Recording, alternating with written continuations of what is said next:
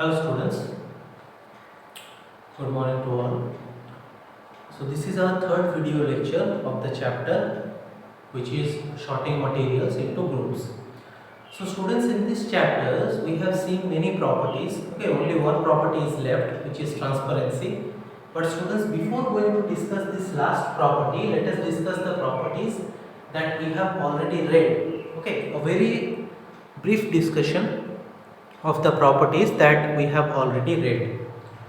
So students, what are the properties that we have already read? So first property we have read, which is appearance. Okay, in appearance property we have seen two things, two very important terminologies: lustrous objects and non-lustrous objects.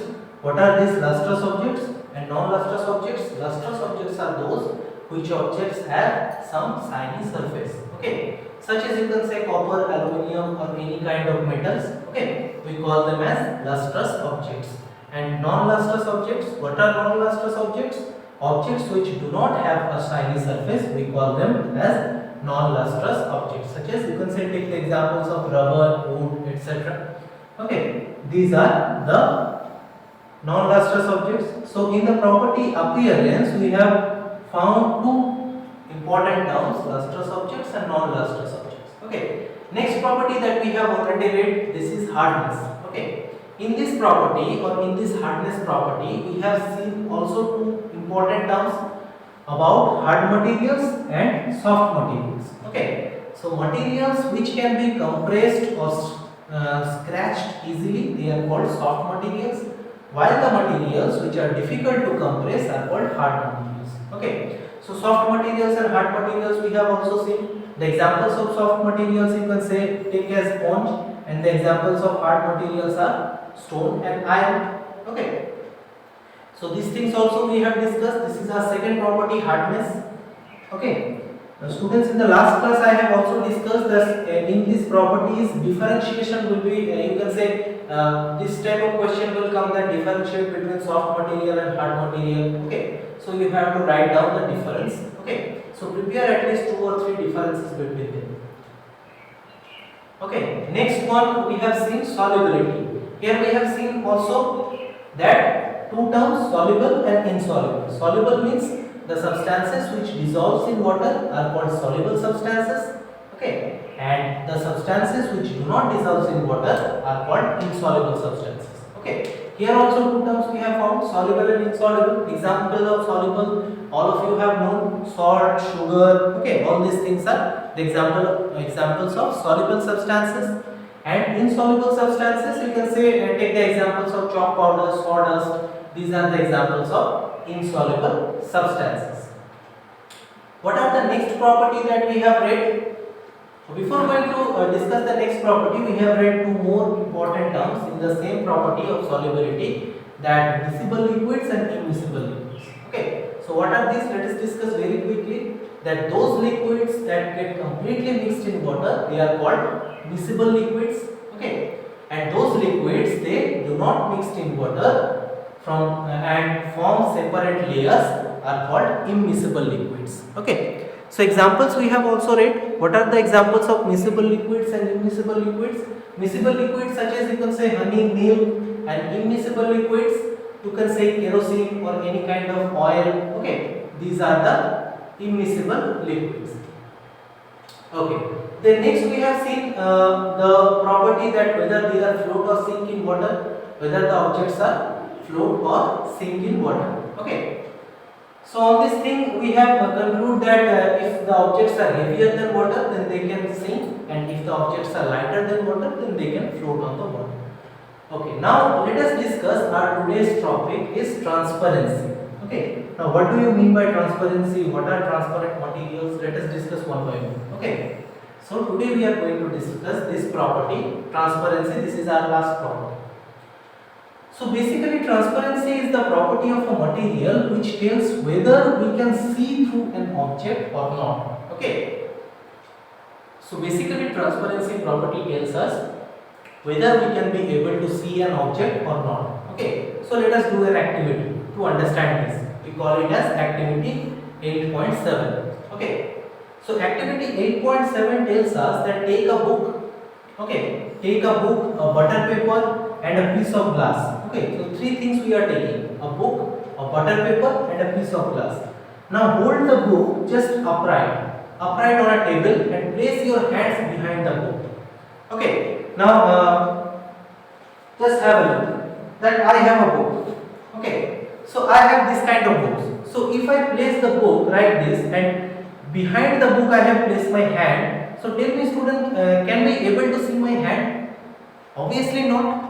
Okay, behind the book we can't be able to see my hand. Okay, now try to see your hand. Definitely repeat the same with the butter paper and glass piece. Okay, so same thing, just we have done with the book. Just if we have a butter paper, we just put the butter paper like this and place my hand behind the butter paper. If we have a glass, then we just put the glass and I just put my hand behind the glass, and we have to do this activity and we have to follow the observations. What are the observations?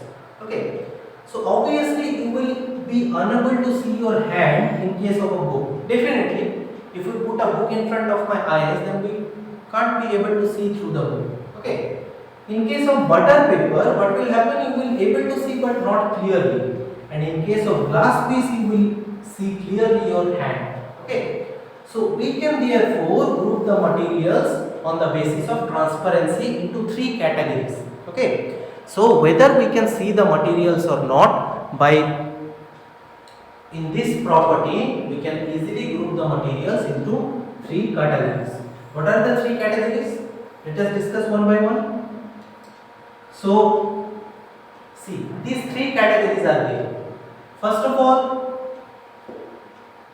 transparency. Okay, this is the property, and these three categories are there. Okay, these are the three categories. First one are opaque objects.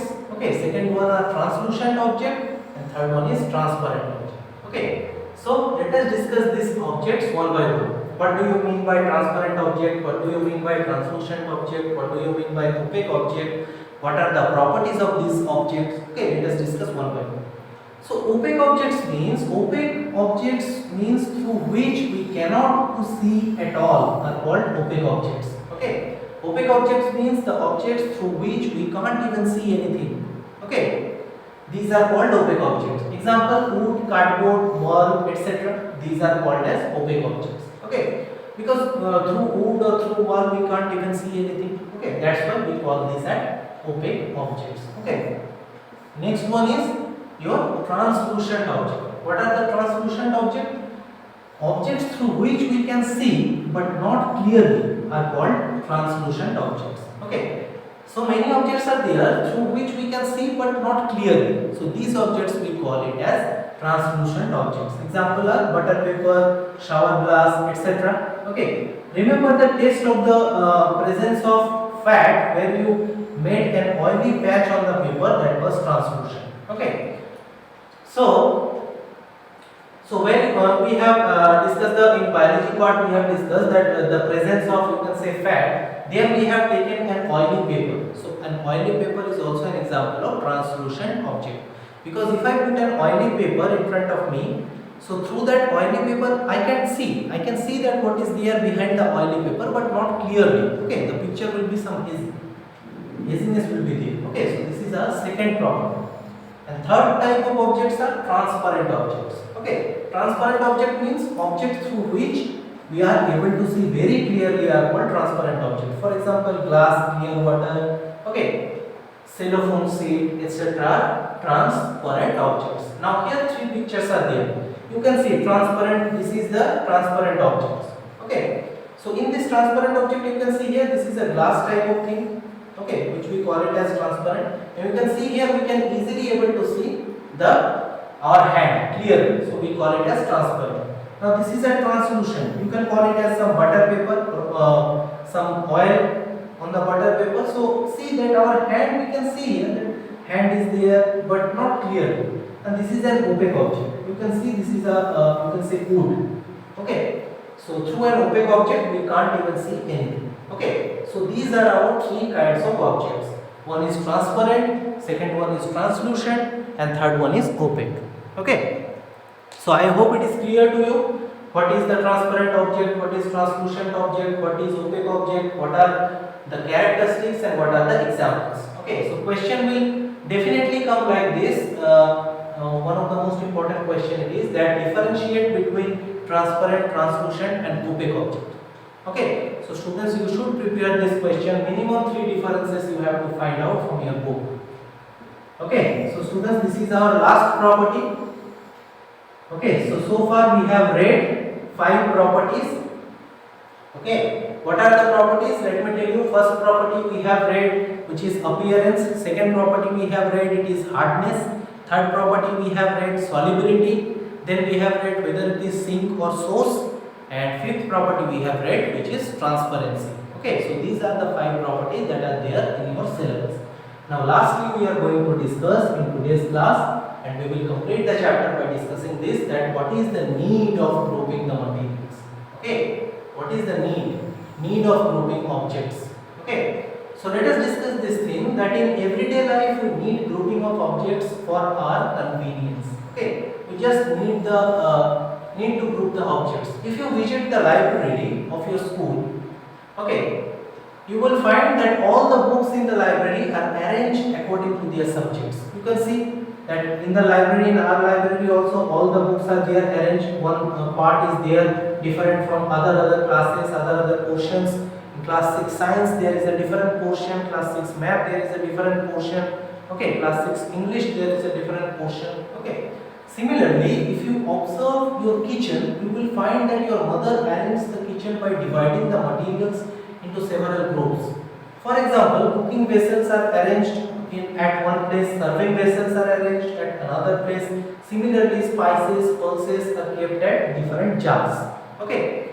So if you have if you see or if you go through the kitchen properly, then you will see that all the forks are there at one place, all the spoons are there at one place, all the, you can say, bowls are there in one place, all the plates are there in one place. So obviously these things, we have to group these things. Now why grouping of object is necessary?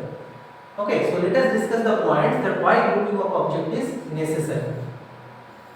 Now grouping of object is very necessary because it makes it convenient to locate the objects. Now tell me students, if I go to the library and if I ask the librarian, okay, if I ask Biren sir that sir, I need class 6 science book, so just please give me the class 6 science book. So if the books are not arranged in a manner, then what will happen?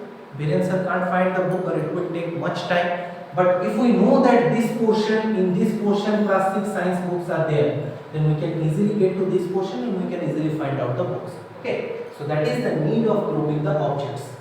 Secondly, it makes it easier to study the properties of objects, okay, and observe any pattern in these properties. Okay, so it is very easier to study the properties. If we know what is transparency, we can easily find out the characteristics of transparency. We can easily find out, okay, these are the materials which are transparent, which are translucent and which are opaque. Okay. Now if we know the properties of one material of the group, we can have an idea about the properties of other materials of the group also. Okay. So if we know that you can say that opaque objects are wood, and you can say wood are opaque object, walls are opaque objects. So if we know the properties of wood, we can also find out the properties of walls also. That through wood we can't see, through wall also we can't see. Okay. So some similar properties we can find out. Okay. So students, this is the need of, you can say, grouping objects, or these are the reasons that we group the objects. So students, with this we have completed the chapter. Okay, I hope you like the video students, and I hope the chapter is clear. Okay, so students, in the next class we will start, or in the next video lecture we will take another chapter. Okay, so for that keep reading. Okay, thank you all.